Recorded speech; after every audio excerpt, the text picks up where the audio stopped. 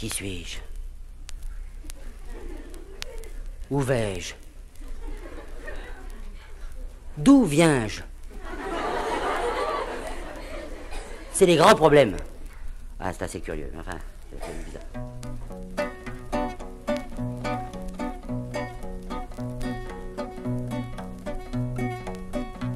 Mon trésor, mon ange, mange.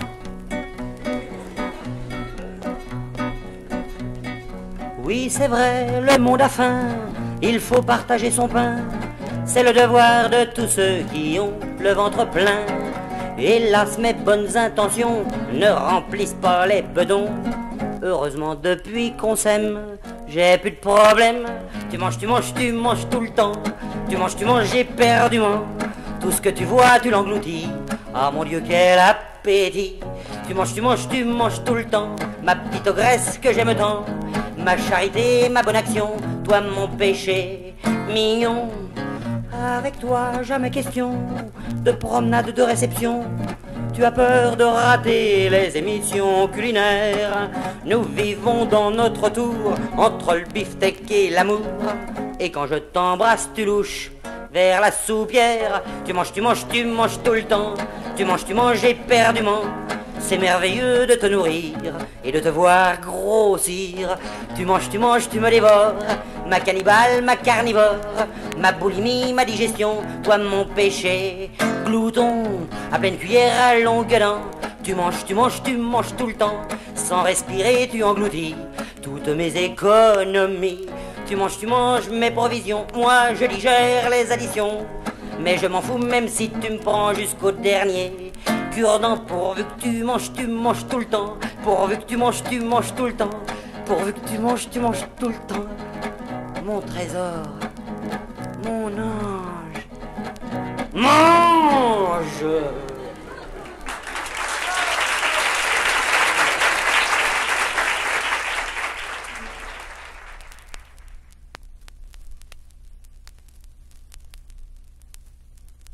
Petite impression personnelle.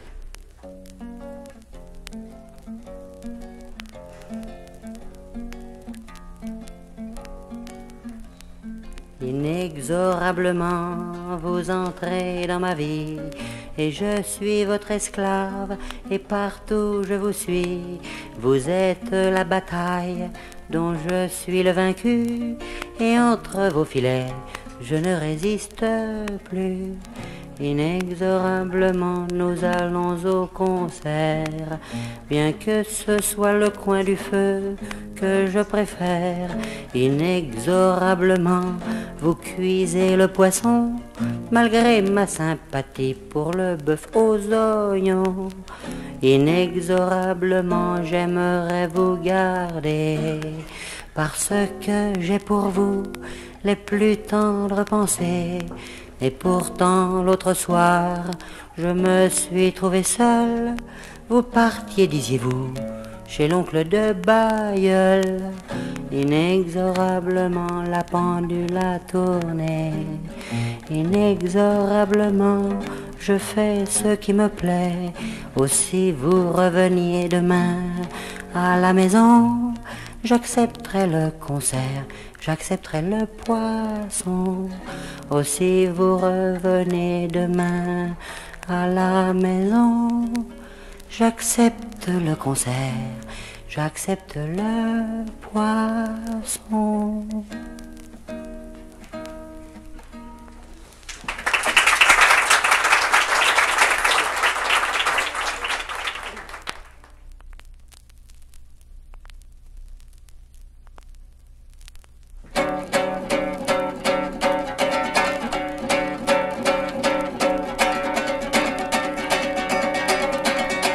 Mon Dieu, que mes amours sont difficiles. Je suis un possédé de l'impossible. Oui, j'aime Lucie, elle est intelligente, elle a de l'esprit. Mais entre ses bras, je m'ennuie pire qu'au cinéma. Mon Dieu, que mes amours sont difficiles. elles sont platoniques ou trop faciles. Oui, j'aime Gisèle, elle est psychiatre et néanmoins très belle. Mais en fait d'amant, je ne suis pour elle qu'un vieux client. Mon Dieu que mes amours sont difficiles. Je vise des étoiles inaccessibles. Oui, j'aime Isabelle, elle est très riche, intelligente et pas laide du tout. Mais entre ses bras, je n'y vais pas, elle ne veut pas. Mon Dieu que mes amours sont difficiles. Une fois de plus, je viens vers toi, Cécile. Non, je ne t'aime pas, pourtant je reviens toujours près de toi. Depuis que j'ai plus de maman, toi seul tu m'aimes, toi seul tu me comprends. Cécile, t'es une brave fille.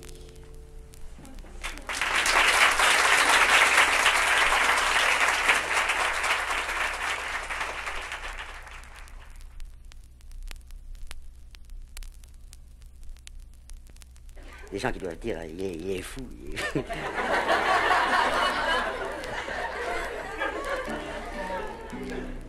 De toute façon, c'est vrai. Alors...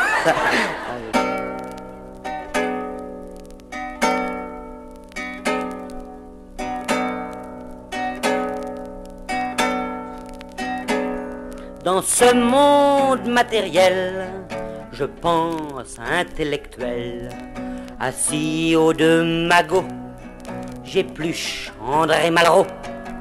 Je sens à travers moi ressusciter Kafka. Ma vie n'a qu'un seul but, exprimer le vécut dans le style Ionescut. On dit in partibus que je suis un rébus pour le P comme vulgus. C'est faux, je suis simple. Dans ce monde matériel, je Proust et je Claudel, avec un grand Lénine cousu sur la poitrine. À travers mon blue jean, mon substratum s'exprime, car il y a la manière de faire penser son derrière, façon Schopenhauer. On dit que chaque soir, je fréquente le même lavoir que Madame de Beauvoir. C'est faux, je suis propre.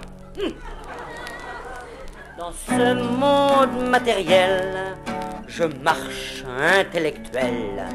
Je suis une Jeanne d'Arc, purifiée par Karl Marx. Je plongerai ma cuillère dans la soupe populaire.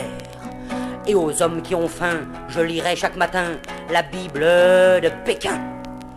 On dit que je vais les voir au meeting du soir dans ma super Jaguar.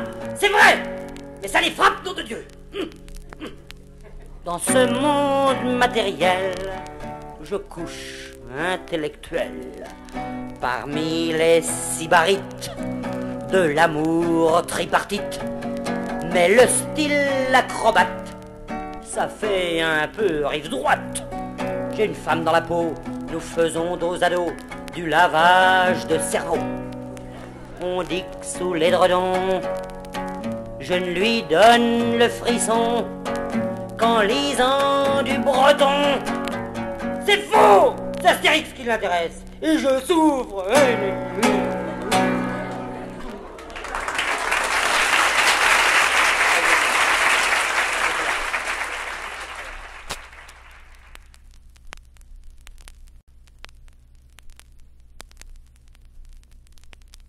Voici un guitariste qui a quelques problèmes parce que sa femme vient de partir en vacances. Alors, bon.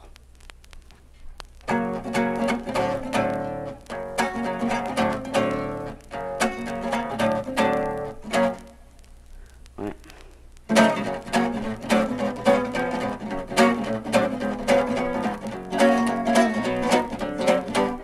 Oh, c'est sûr.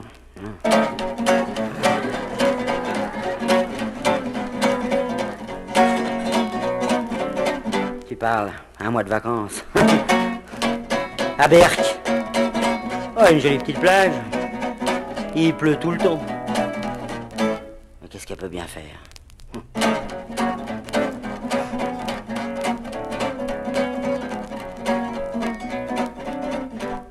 Ouais.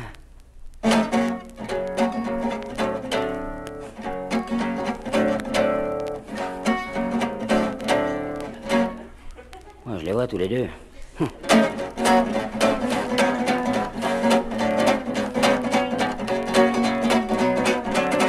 Ah, je suis cocu, il pleut.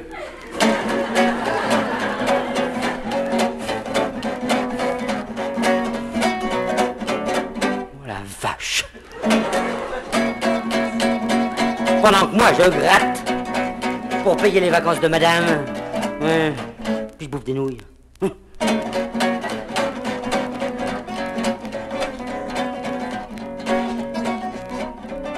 Eh ben non, moi je vais y aller. Ouais.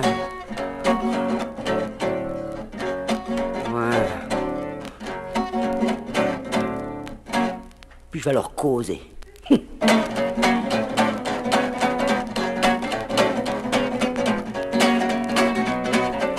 Puis le petit mec qui claque.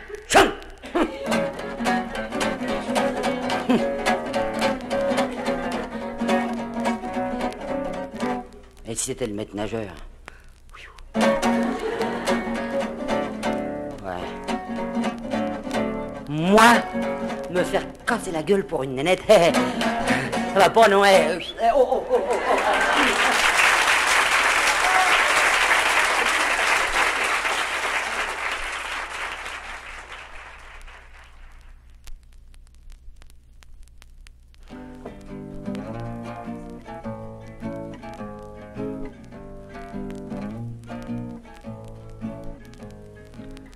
La grâce séduisante d'une gorge naissante, un nuage de taffetas cachant ses doux appas, c'est Juliette Drouet partant pour Guernesey, où trottent des ânons portant de longs caleçons, dans la vieille diligence qui sautille en cadence. Elle tire de son corsage un merveilleux message, et Juliette Drouet, plus fraîche qu'un bouquet, se met à le relire et rougit de plaisir. Près d'elle, sur la banquette, un argousin la guette. On ne plaisantait pas sous Napoléon III, et Juliette Drouet jette au loin le billet. Un chevreau le dévore, le Pandore s'endort. Mais voici Guernesey, Juliette aux aguets, aperçoit sur le port la barbe de Victor. Tous les vieux anglo-normands sourient en les voyant marcher bras dessus, se faire les yeux doux. Les petits ânes en caleçon ouvrent de grands yeux ronds. On ne voit pas tous les jours le génie et l'amour. Dans le champ des étoiles, une faucille d'or. Juliette s'endort dans les bras de Victor. La la,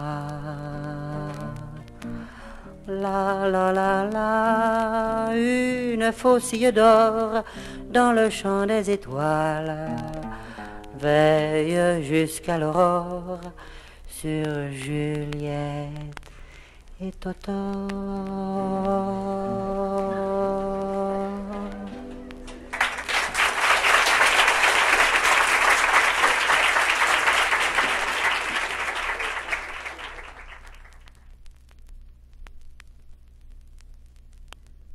Dur métier. Bon.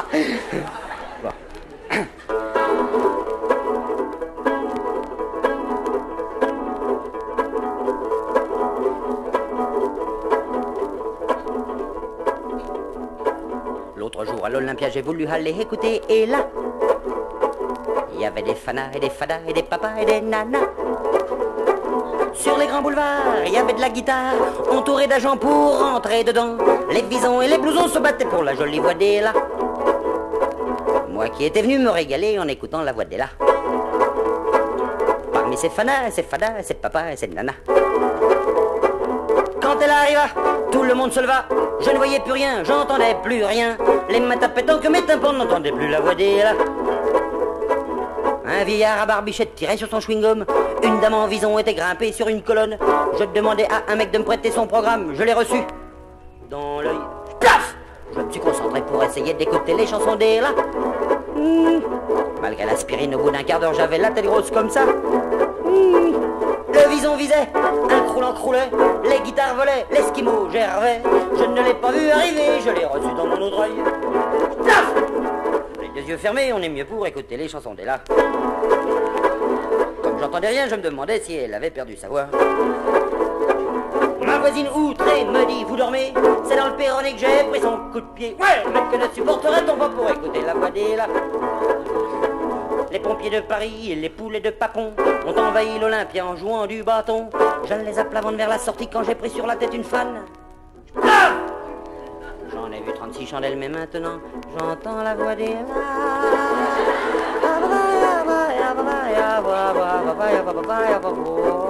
Parmi les étoiles et les carillons, et la Fitzgerald m'embrasse sur le front. Quelle joie je chante maintenant Dalidalo avec Ella. Oh ouais, quelle joie je chante maintenant Dalidalo avec Ella.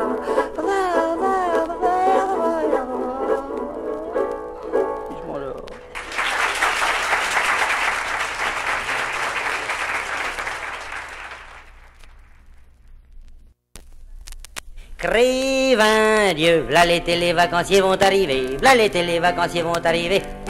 Ils s'en viennent on sait pas d'où, ils s'en vont par un autre bout, v'là l'été c'est l'invasion des vacanciers. Lucien, c'est mon fils.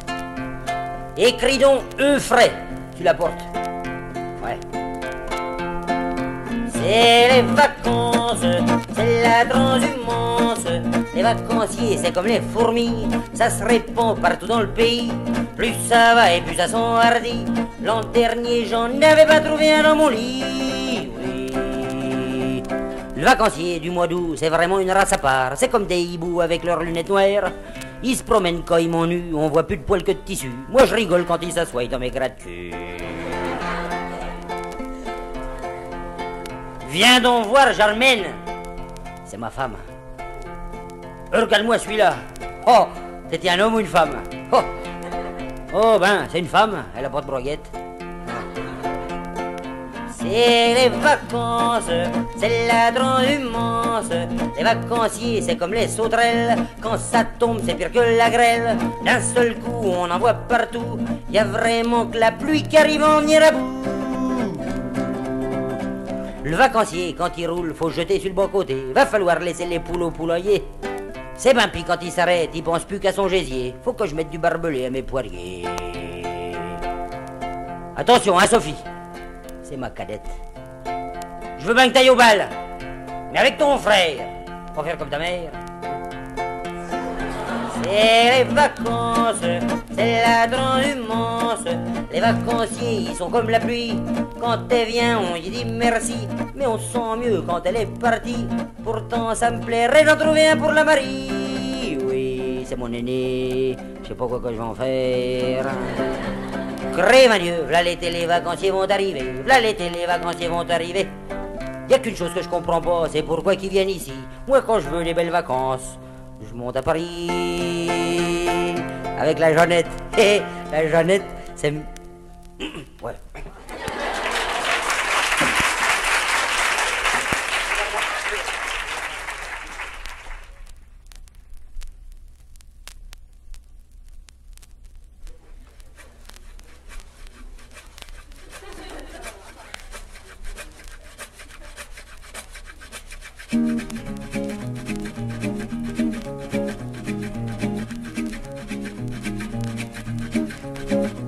C'était un wagon élégant de la ligne Paris-Fécamp qui emmenait Monsieur Thiers prendre un bain de pied dedans.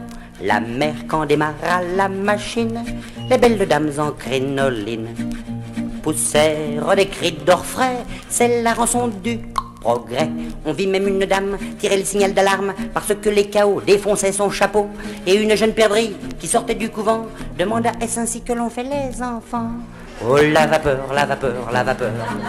Oh, quelle candeur.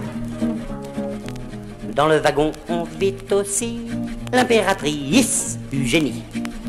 Allez boire les eaux de plombière avec Mérimée. Prosper et le président Falière emprunta ce char de l'État pour embrasser les rosières de Paris à Étretat.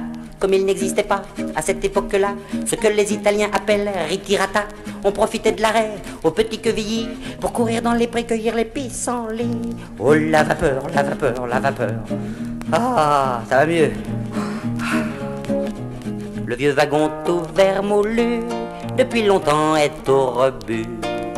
Aux environs de Sarcelles, c'est un centre culturel. Mais la nuit, vers les 3 heures, quand les fantômes cherchent l'âme sœur, un vieil hibou pointe son œil vers la portière des dames seules. Il se plaît à revoir l'ombre d'une crinoline glissant dans les couloirs dans un bruit de mousseline, pendant qu'un broussard recouvert de cicatrices offre des nénuphars à son impératrice. Oh, monsieur le capitaine, j'ai laissé choir mon mouchoir. Ne pleurez pas, majesté, le 5-10-15 est à côté. C'était un wagon élégant de la ligne Paris-Fécamp qui emmenait Monsieur Thiers prendre un bain de pied dans la mer.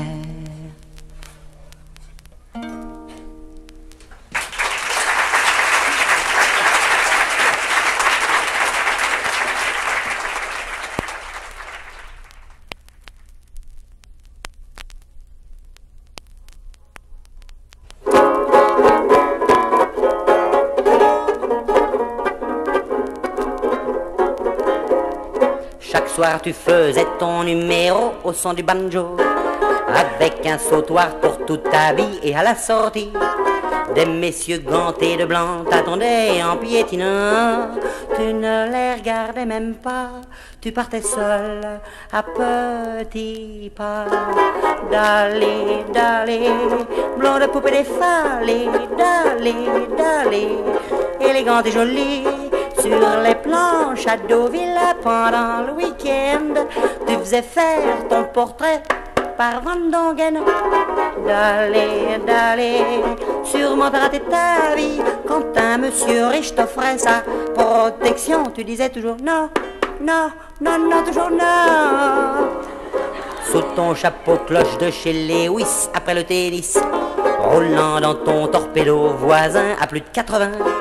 Où courais-tu si vivement, toi qui n'avais pas d'amant, voir les modèles de Poiret en train de Vienner et Doucet. D'aller, d'aller, blonde poupée défalée, d'aller, d'aller, élégante et jolie, tout Paris t'admirait dans le Black Bottom quand sur scène tu le dansais avec ma pomme. D'aller, d'aller, sûrement t'as raté ta vie quand un marquis te proposait son blason. Tu disais toujours non, non, non, non, toujours non. Le temps a passé et on t'a dit au revoir et merci. Toujours seul tu continues ta vie dans une mercerie. Parfois un admirateur te demande avec ferveur: montrez-moi le grain de beauté qui fait courir le monde entier. D'aller, d'aller, fini, fini les fallées, d'aller, d'aller. Tu as des cheveux gris, bien souvent les journaux viennent te demander quel était le secret de ton passé. D'aller, d'aller, le grand secret de ta vie, c'est un homme que tu n'as aimé qu'en photo, le seul, l'unique, Rudolph Valentino. Valentino.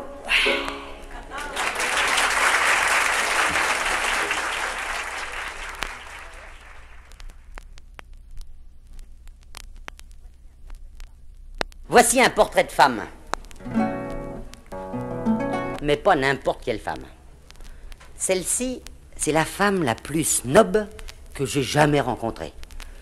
Mais le snobisme poussé à ce degré, oh, c'est plus un défaut, c'est un état. Oh, faut prendre des leçons.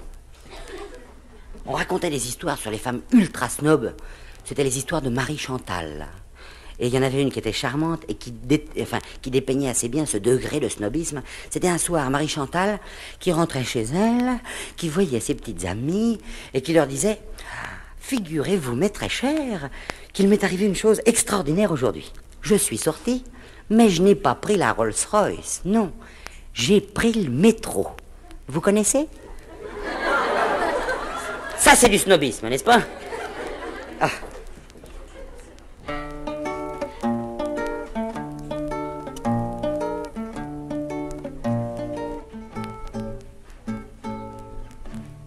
Vous êtes une esthète, une artiste, une antimatérialiste, raffinée jusqu'à la moelle, une femme avec 5 étoiles. Vous cueillez toutes choses, comme le jardinier ses roses, fiévreuse, frôleuse, mais non voluptueuse. On vous raffolez des dentelles, des petits soupers aux chandelles, au son d'une musique zigane, devant un puvis de Chavannes. Une nuit d'amour vous rend triste, même avec un noir socialiste. Anxieuse, nerveuse, mais non voluptueuse.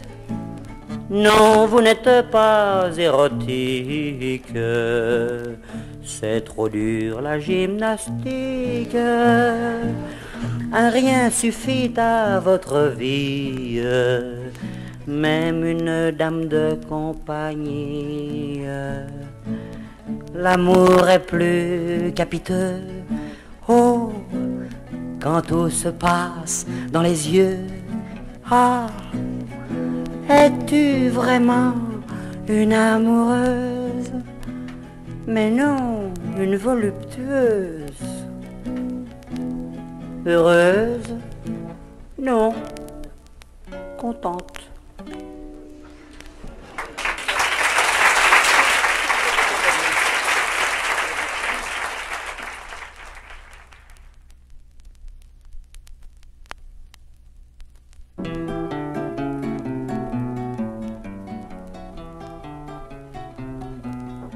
Je suis une cigale. Et si je chante, dès qu'on m'en donne l'occasion, j'ai une nature papillonnante. J'oublie souvent la morte saison. La dèche me tombe dessus comme un coup de froid et j'ai pas de par-dessus. La dèche, c'est une vertu, comme la guerre en 14 pour les poilus. L'amour et l'eau fraîche, c'est une combine pour les poètes sans intestin. Entre une belle fille et une tartine, sans hésiter, je prends le morceau de pain.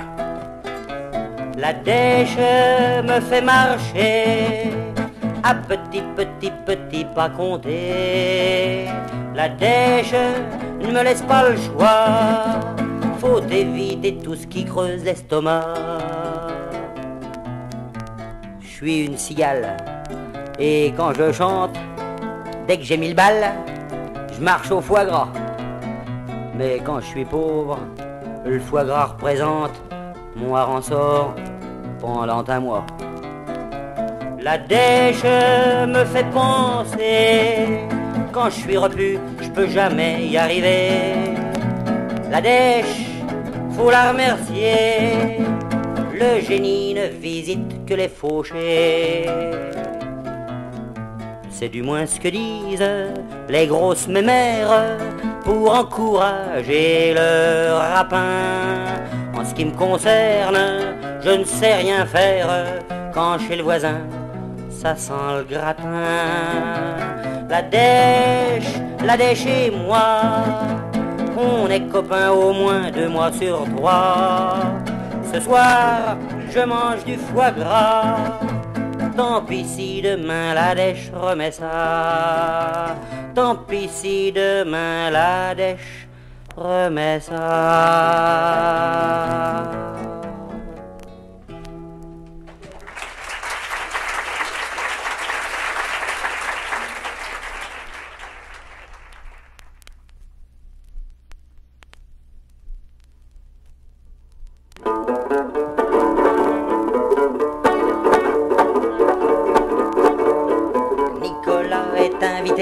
Au château de la Tour Penchée, sa petite valise à la main, il arrive devant le gardien, mais juste au moment de sonner, comme il sent dans ses petits souliers, de sa poche il tire un gros livre, c'est le manuel du savoir-vivre. Répétons, un jeune homme en société ne doit pas se précipiter au cou de la marquise en criant j'ai faim, ou donc elle pâté de lapin, ne pas tirer ses souliers en réclamant un bain de pied, ni pincer la bonne en lui expliquant que ça fait circuler le sang.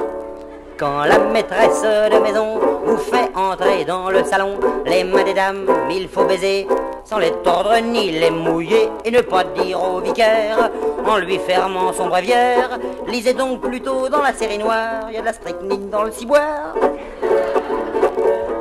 La cloche vient de sonner, à table pour le souper. Les robes du soir, les faux cols prennent place devant les Bristol. Quand le valet ganté de blanc apporte la soupière d'argent, Nicolas pense avec émoi, ne mettons pas les pieds dans le plat. Répétons, un jeune homme en société à table doit éviter de se mettre sur la tête la cloche à fromage pour amuser l'entourage. Ne pas dire à sa voisine en se léchant les babines madame, échangeons, prenez mon pilon, moi je préfère le croupion. Ne frappez pas à coups de cuillère le dos charnu de la douairière en lui disant je ne croyais pas que les moustiques aimaient les corps gras, et ne versez pas de fluide glacial sur la chaise du général. En vous esclaffant, il faisait bien plus chaud à la bataille de Waterloo. Comme la fille du marquis est un excellent parti, Nicolas l'emmène promener à l'écart des invités, assis à l'ombre d'un platane. Avant de lui déclarer sa flamme, il repense à son manuel, le chapitre des pucelles. Répétons, un jeune homme en société, sur le point de se déclarer, doit garder ses gants afin de prouver la pureté de ses sentiments. Si la belle grimpe à l'échelle pour cueillir des mirabelles, ne lui faites pas sur sa jambe ronde la petite bête qui monte, qui monte. Ne dites pas vivement qu'on se marie, le mariage aux filles donne de l'esprit. N'ajoutez pas, si elle consent, la sauce fera passer le merlan. Et le soir de votre mariage, sachez lire entre les pages, nous ne pouvons pas, c'est trop délicat, vous donner le mode d'emploi. Mais en toutes circonstances, le respect des convenances apporte toujours dans tous les foyers le bonheur et la santé.